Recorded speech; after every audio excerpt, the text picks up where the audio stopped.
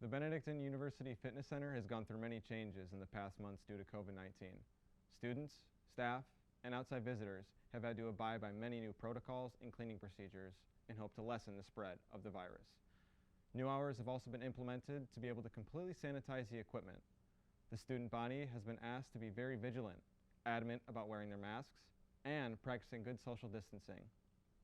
Although these guidelines will remain for this semester, Athletic Administration says that group practices will return soon. I, the Eagles' Mason Sobiesk, spoke with head athletic trainer Nate VanRaden about the situation. All right, hello, this is Mason Sobiesk. I'm here with head athletic trainer Nate VanRaden. Just going to ask you a couple questions about the fitness center and how things are going with COVID this year. So first off, what are some of the new COVID protocols and policies for our fitness center this year? So a few of the things we needed to do to get the fitness center up and running are set it up so we could have it physically distanced because the way it was previously set up, we had a lot of cardio machines that were really close to each other. So we took basically every other one offline. So that would hopefully improve our ability to physically distance in there. We rearranged the weight room upstairs to get some of the higher traffic areas away from each other. And then we kind of taped out some boxes on the floor as well to remind people how big of a space 6 feet by 6 feet is, and that they can have certain capacities in certain boxes and things like that.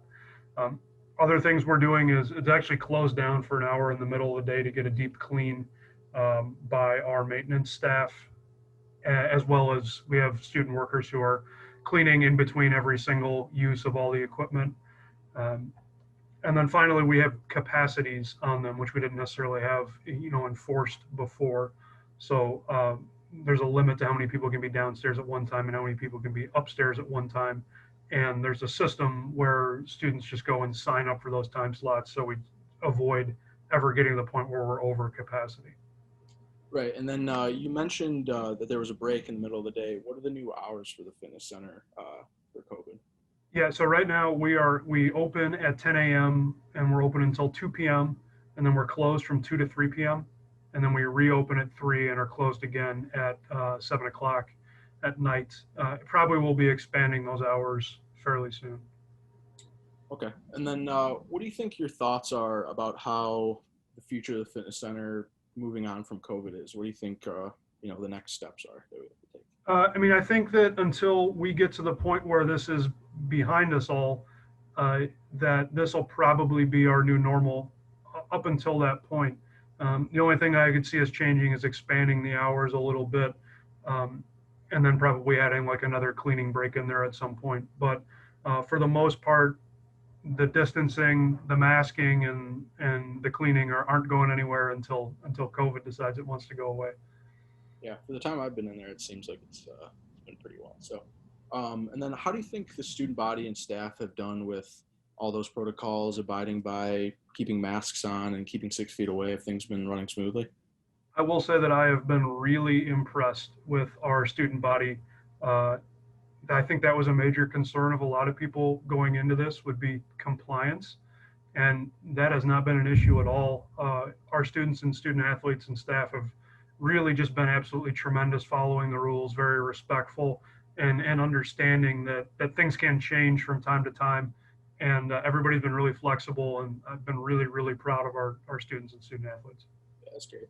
Do you think that in the future there's certain things that you as the head athletic trainer will have to maneuver around for COVID? Obviously it's you have to do things a little different when it comes to people going into the athletic training room. Is that here to stay, or are we gonna be able to? So the biggest change I think moving forward is going to be frequency of testing for our athletes. As we start to get into competition, we will be upping the COVID testing frequency because our risk is going to go way up once we start. Right now, all of our practices are structured where there isn't really contact. It's still masked and distanced, but we are going to start getting into things that look and feel a lot more like normal sports again.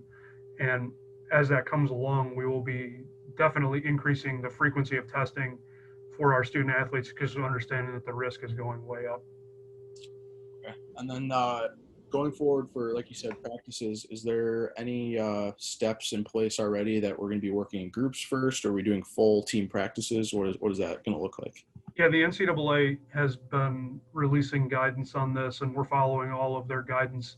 And so it's a phased in return to play, which we just completed sort of the first phase of it, which was outdoor strength and conditioning workouts, uh, because our main concern was that our athletes might not be acclimatized to the activity, where we got shut down in the middle of March. And in theory, there could have been some of our athletes that haven't done a lot of physical activity between the middle of March and reporting back to campus. So we did 2 weeks of um, strength and conditioning activity to start to get their bodies used to the activity again before we throw them into their sport specific stuff. So we completed that phase. Phase two was what we're in right now, which is 10-person unit practices for most of our teams. Again, they're still distanced and masked. And once we do 2 weeks of that, then we can go into basically full on sports for most of our teams. Exceptions being our larger rosters, because the county still has restrictions in place where we can't have a gathering larger than 50 people. There's 140 people on our football team, so they can't legally all be in the same place at the same time. All right. Well, I appreciate you taking the time talking about the fitness center and how things have been going. Thank you. All right. Thanks, Mason.